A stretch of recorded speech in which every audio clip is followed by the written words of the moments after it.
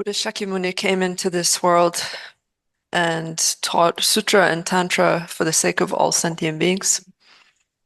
And that amounted to 84,000 heaps of dharma. The Buddha then passed away, and 2,500 years since that time, the dharma still remains in this world to be practiced by us. The essence of Buddha Shakyamuni's teachings are the following. The outer teachings, as they're called, or outer conduct of Vinaya, the inner practice of bodhicitta, the six perfections, and the secret conduct of mantra or tantra.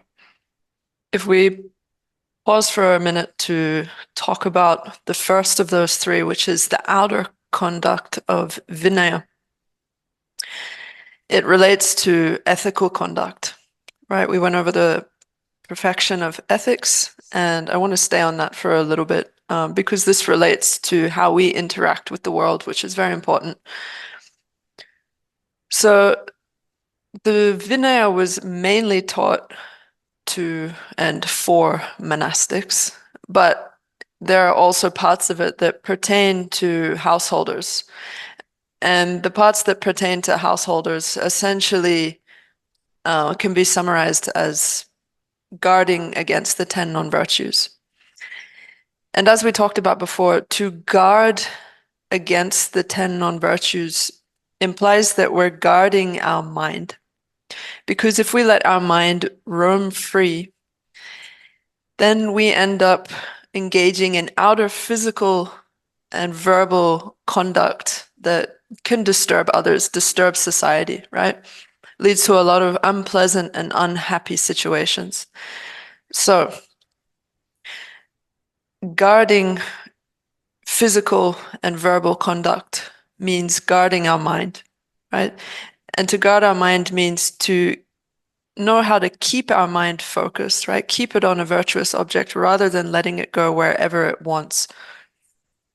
So generally, the practitioners of Buddha Dharma will either follow the Buddha Dharma that was laid out or set down, let's say, in Pali or in Sanskrit originally. So those practitioners of the Dharma that was set down in Pali, we know are those people in the communities in Thailand, Cambodia, etc., Southeast Asia, and so forth. So they have an excellent practice of Buddha Dharma according to the Pali tradition. The monks practice a high standard of ethical discipline according to the Vinaya teachings, and likewise the lay householders also uphold ethics that relate to the laity from Vinaya teachings. They also have a strong foundation in practices of mindfulness and introspection, such as the four close placements of mindfulness. So we see this, right? We see they have an excellent practice. But because they follow the Dharma that was set down in Pali, we understand that that doesn't include the tradition of teachings related to bodhicitta or tantra, which were set down in Sanskrit, right? They don't actually accept those to be the Buddha's word, right? They don't accept the Mahayana to be the Buddha's word. However, in our tradition, there are treatises dedicated to proving that the Sanskrit tradition or the Mahayana is actually the Buddha's word, for example, in Maitreya's ornament for the sutras and so forth. Ethics are incredibly important for us to maintain a harmonious society. So the basis of that is abandoning the 10 non-virtues. At best, on top of that, you would also maintain the bodhisattva vows and the tantric vows, but in terms of day-to-day ethical discipline, the ethics of abandoning the 10 non-virtues are key. So moving on from ethics to patience, right? The practice of patience revolves around not responding to harm with harm, right? Not acting out in revenge, let's say. So if someone says something horrible to you, you not saying something horrible back, or if someone hits you, you not hitting back, like fundamentally. So we need to abandon impatience and cultivate patience. The factors that are, or the factor that is contrary to patience is anger. So the Buddha never permitted us to be angry.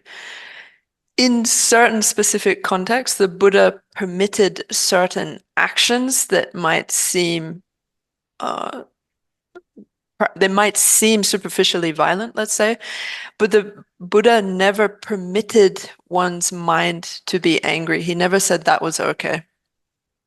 Therefore, it's important to practice the ethics, well, ethics and patience, right? And I've already explained the practice of those perfections, and that essentially pertains to our current discussion of outer conduct. So, inner conduct of bodhicitta and the six perfections relates to first generating bodhicitta and then engaging in these six perfections. We understand that it's important to practice bodhicitta and give rise to it, right? Bodhicitta is a mind or an attitude in which one forsakes oneself and holds others dear, right? It's an extremely vast mind that has vast results and a vast practice, right? So we need to understand how important it is to cultivate and practice this attitude.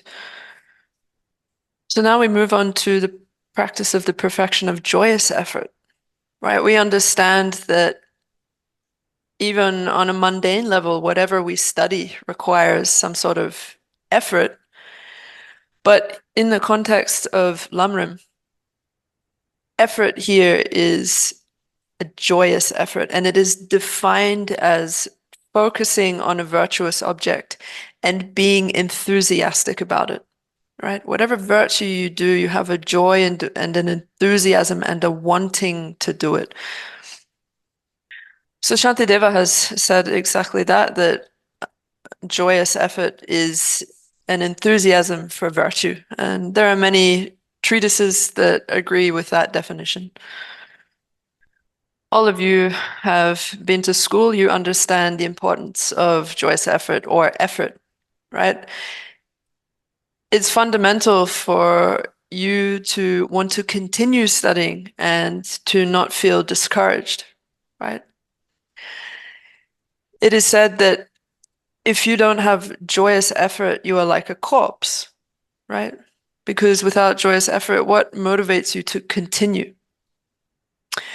It is also said that one should cultivate joyous effort like a running river, in the sense that a river is always continuing forward, it's always running and rushing, as opposed to when you do something, doing it one day, not doing it the next day, and not being committed to it, right? You never get anything done like that. Chandrakirti has said in his fourth mind generation, the chapter pertaining to joyous effort, in the very first verse, that all qualities follow joyous effort. It is the cause of the two collections, merit and wisdom. The ground where joyous effort blazes is the fourth, called radiant. So Chandrakirti, in his supplement to the Middle Way, has identified that joyous effort is the source of all qualities without exception, right? To the point that it is the cause of the two collections. Without it, there is no possibility that one accumulates qualities. So if joyous effort is defined as an enthusiasm for one's virtuous object, then one must identify the factors incompatible with joyous effort. And there are mainly three that are identified. So I had a little bit of a back and forth with Geshe right now as to term for the first division. I thought it was the laziness of procrastination, but Geshe is saying it's the laziness of discouragement. But in the end, the lines between them sort of blur a little bit, so it's okay. So the first incompatible factor is this laziness of discouragement. That's what Geshe is saying. So essentially putting off what needs to be done, right? Thinking, I will do it tomorrow or I'll do it the day after, right? We've all experienced this. And we know that you don't get things done with this mindset, and there are huge disadvantages to procrastinating in this way. So the antidote to this type of laziness is to contemplate death and impermanence, right? That you're not going to last forever, so you need to utilize your time while you have it. And in line with that, to contemplate the difficulty of finding a human rebirth with these opportunities and leisures, right? How hard it is to encounter such a situation that we have right now and to appreciate it and make the best use of our time. The second factor incompatible with joyous effort is attachment to ignoble activities. So essentially, it's an attachment to useless activities. It's a lack of joy in virtue, but a lot of joy in doing things that don't really matter ultimately. So interestingly, the examples posited for this incompatible factor are farming and engaging in business and so forth, which, obviously these are necessary acts to do. However, it's the attitude in relation to them that's a factor that's incompatible with joyous effort. Because here, what it's saying is that certain people will have a love for doing such acts, and that love overtakes their enthusiasm for engaging in Dharma, right? So they have enthusiasm for doing stuff like that, and then there's no enthusiasm left for Dharma. So that is what needs to be reversed. And the antidote for this attachment to ignoble activities is to contemplate that samsara lacks any essence, right? And contemplate the causes of suffering and that samsara is by nature suffering. So just to reiterate, when the treatises posit activities such as farming and business as examples of attachment to ignoble activities, I want to clarify that, of course, these activities are necessary, right? People need a livelihood, and those are necessary livelihoods. So that in itself is not the problem. It's the motivation behind doing them. It's doing them through attachment, anger, ignorance, right? Motivated by the three poisons, motivated by simply wanting profit, right? That's the problem here, not the activities themselves. So everyone, please drink some water or tea. So now we get to the third factor incompatible with joyous effort, and that is self-contempt. And this is the worst out of all of these three factors, right? Out of procrastination, attachment to ignoble activities, and self-contempt. The third is definitely the worst. And it's also very, very common, right? So we understand that it's very easy to fall into the trap of engaging in the 10 non-virtues, and that engaging in virtue is hard. But self-contempt takes this as a reason to think, I'm not going to bother trying to practice virtue, right? I can't, it's too hard. I can't get results from meditating on bodhicitta. I can't practice the perfections. I'm never going to get anywhere, right? It's this, excuse me, this attitude that revolves around the self, thinking that one is entirely incapable, right? It's self-deception if you think about it. Just drink some water. Right? And there's a huge disadvantage to be had wallowing in this self-pity, self-contempt. So it's important for us to remember that we shouldn't lose hope on our practice in which we aim for Buddhahood, right?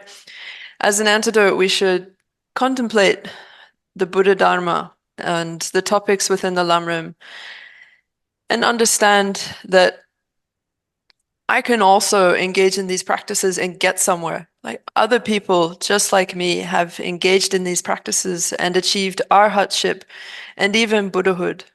So why shouldn't I be able to get there too, right? One needs to sort of self-motivate and gain some courage. So let's turn to Essence of Refined Gold. And Geshe always tells me to summarize this. I think he doesn't like me to just read it out, but I don't know what else to do. So it says how to train in the perfection of joyous perseverance.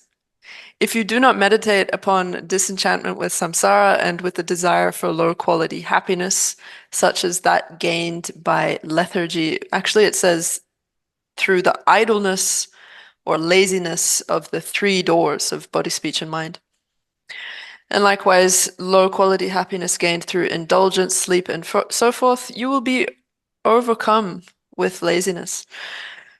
So, exactly that, we need to cultivate the opposite, right? Instead of letting our three doors of body, speech, and mind just descend into laziness, right? And let ourselves fall into attachment to inferior activities, such as here it says indulgence, but it's uh, quite literally sexual activity, sleep, and so forth.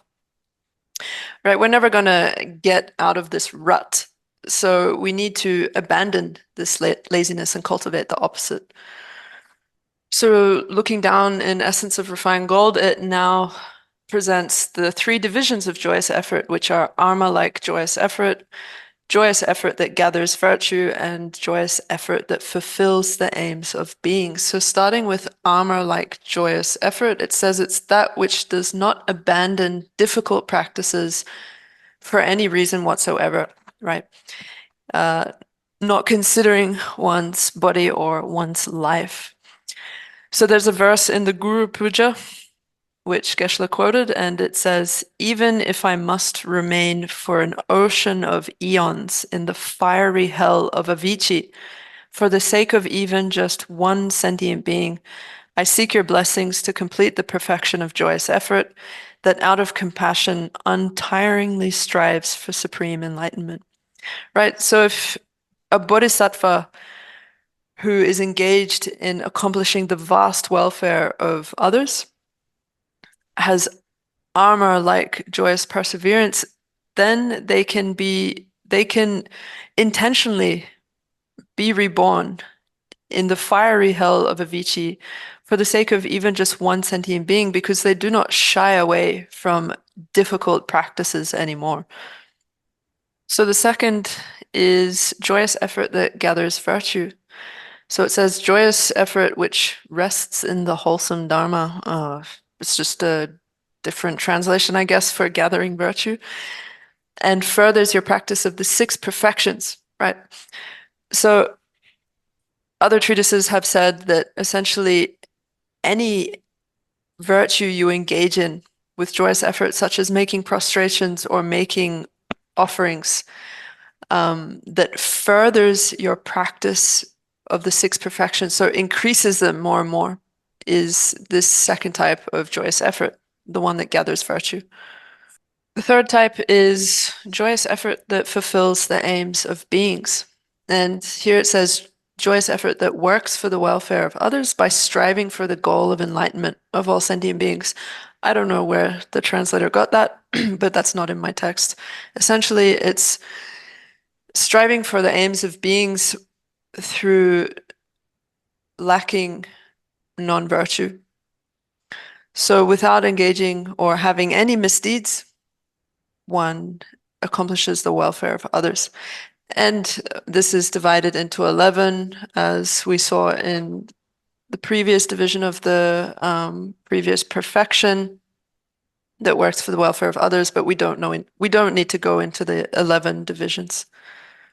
So reading down, Je Rinpoche says in his Song of Spiritual Experience, if one wears the armor of unrelenting, joyous perseverance, qualities of learning and insight will increase like the waxing moon. So, positing joyous effort as a cause for one's increasing qualities of the Dharma of scripture and realization.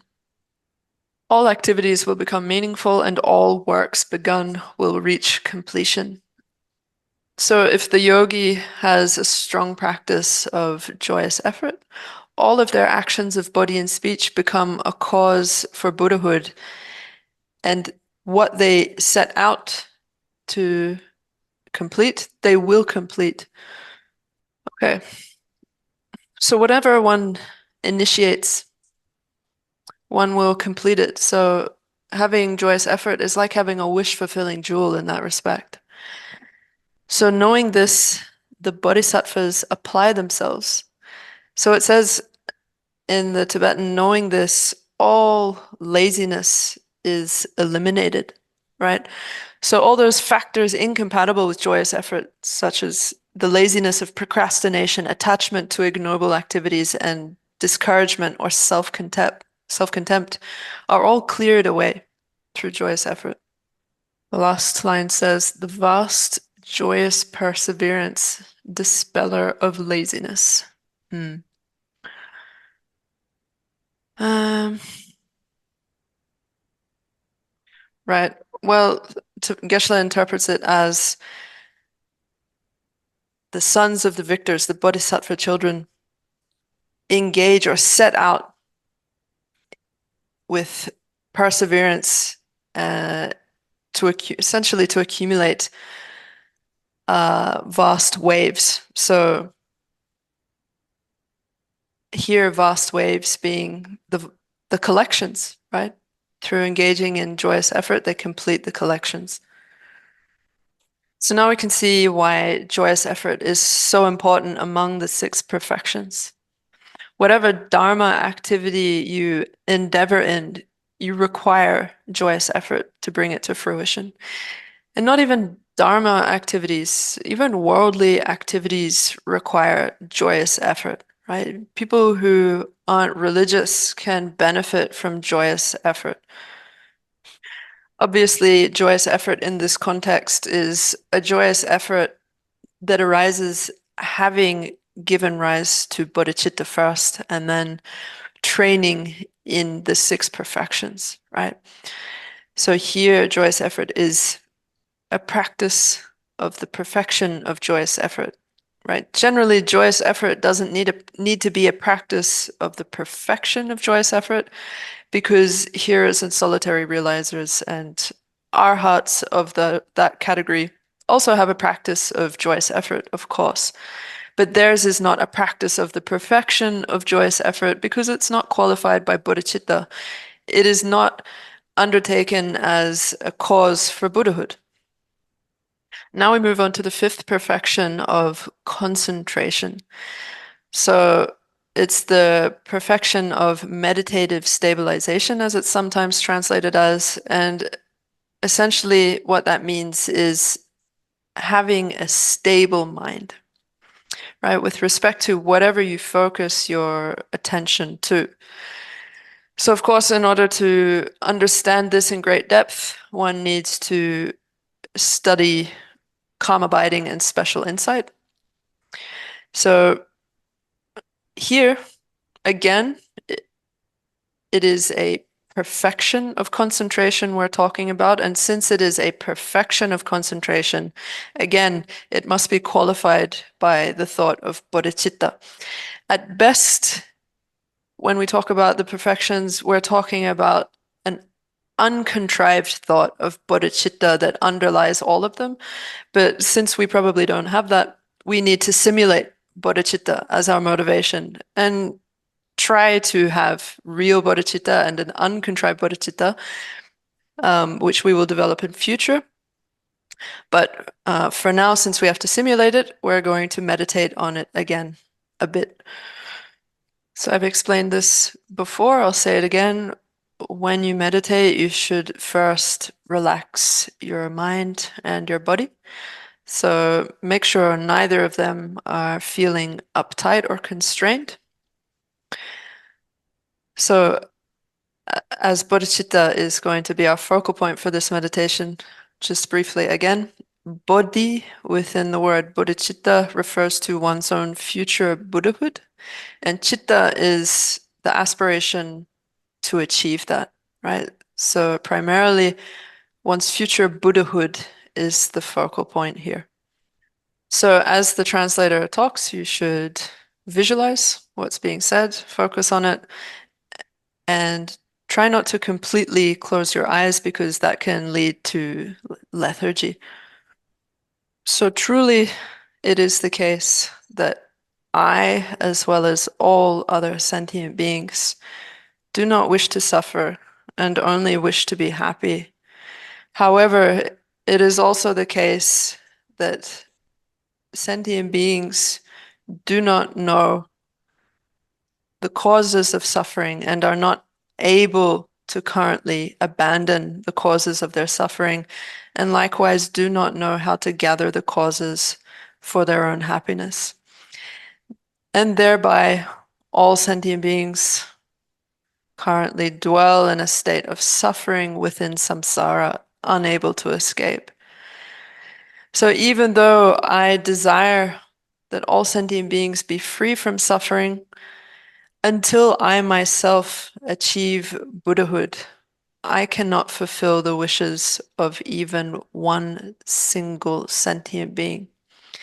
And therefore, in order that I may completely and vastly fulfill the welfare of all beings, I first need to achieve Buddhahood.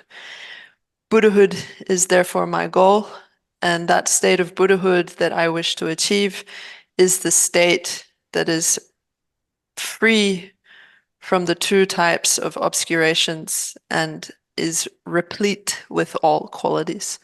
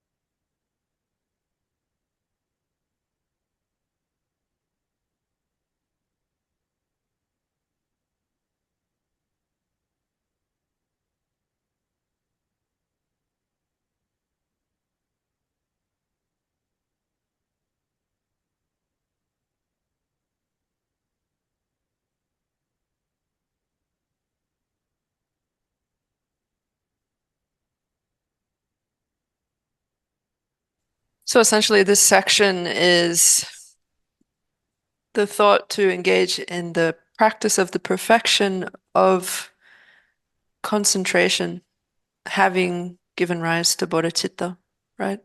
Essentially, this mainly comes down to cultivating calm abiding. Um, but these topics of calm abiding and special insight are something that are expanded upon in much more detail in other sections, other topics in other books. So again, when dividing this perfection, it can be divided into the mundane and supramundane. So there are qualities of calm abiding that are shared even with practitioners outside of Buddhism, right? So this is something that can be cultivated by non-Buddhists and Buddhists alike. And here again, mundane concentration refers to concentration in the continuum of ordinary beings who are not yet on the grounds. And supramundane concentration refers to concentration in the continua of those who have achieved the grounds, right? Arya beings. There are many different ways to divide concentration. As you can see here, again, it says, or from the viewpoint of direction. In the Snowline publication of the Great Treatise on the Stages of the Path, it translates this instead as from the viewpoint of orientation rather than direction. So that being said, concentration that is orientated towards calm abiding or orientated towards special insight or orientated towards the combination of or the union of calm abiding and special insight. So again, another way you can divide concentration here is from the viewpoint of function. So the first, by way of function, is meditative stabilizations, which dwell in physical and mental joy realized and experienced in this very lifetime. Or number two, concentrations which actualize higher qualities such as the six clairvoyances, supramundane abilities, and so forth. Or number three, concentrations which accomplish the needs of sentient beings. So here, as I said, some concentration primarily refers to calm abiding. And within the topic of calm abiding, there are extensive presentations of developing antidotes to the factors incompatible with calm abiding, such as lethargy and excitement. We won't go into those just yet. Instead, we'll read down to what Je Rinpoche said in his Song of Spiritual Experience, which is that concentration is the king to rule the mind. If you have concentration or calm abiding, you rule over your own mind, right? It can no longer go wherever it wants. It goes where you want, and therefore it is the king. It is likened to a king.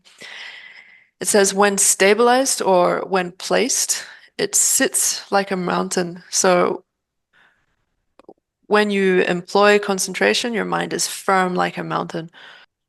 When directed, it can enter all virtuous meditations. It leads to every physical and mental joy. So if you have concentration, calm abiding, you can employ it to be on any virtuous object you wish, and it will stay on that because you will have achieved physical and mental pliancy, right? So physical and mental pliancy essentially mean that you make your body serviceable and your mind serviceable according to your wishes, right? They do whatever you want for however long you want them to. So there are many amazing qualities to be attained from practicing calm abiding or concentration here. So knowing this, great yogis always rely upon it, the destroyer of the enemy, distractions. So That's essentially what we need to eliminate in our meditation so that we can focus, right? Distractions. So if you have concentration, you don't have distractions anymore. Here, since concentration refers to calm abiding, we should first delineate what calm abiding actually is. So, although called shamatha in Sanskrit, in Tibetan, it's translated into two different words, which is shi and nit, and literally in English, that is calm abiding. The calm part of the phrase refers to having pacified this distractedness towards external objects. And once that distractedness has been pacified, one's mind can rest inwardly, and therefore it abides. So, calm abiding. In order to meditate on calm abiding, you need to identify 5 main faults associated with that. And we might go into all 5 later, but right now we'll talk about the 2 main ones, which are excitement and lethargy. So, excitement in this context refers to that which stops your mind from dwelling on an object. And lethargy in this context refers to the situation wherein although your mind might be dwelling on an object, it lacks the factors of clarity and luminosity.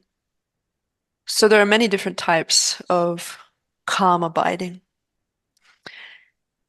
When it comes to meditating on calm abiding, as it's presented in this section, His Holiness often says that the focal object of one's calm abiding should be a mental image of the Buddha's body, for example, because through focusing on that, you also are accumulating the collections and purifying obscurations. So we need to cultivate an image of that in our mind and stay single-pointedly without distraction on that. In the treatises that explain calm abiding, they give lots of advice about how to meditate on it. And they say that your focal object should not be a real thing that exists outside like a statue. Rather, it should be a mentally created focal object, right? Like the Buddha's body. So we're going to also take that as our focal object as we meditate on calm abiding. And I want you to visualize that it's as if the Buddha himself has come before you, right? And he's smiling down at you, right? And first, you want to start by trying to see his face as clearly as possible. 다 딘데 바 세보 지는 거는 소화 깨졌지. 아 딘데 지 곰낭스로. So meditate on that in a very clear way, uh, so clear that it even generates feelings within you.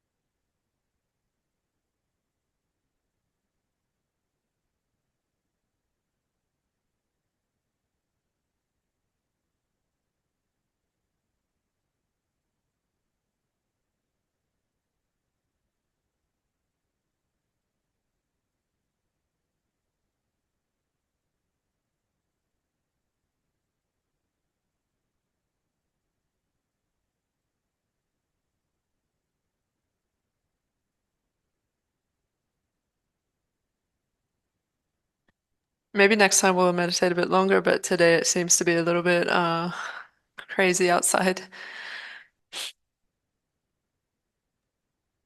It does make it difficult to stay focused on the object, doesn't it? And preventing our mind from wandering to external distractions is developed through familiarization.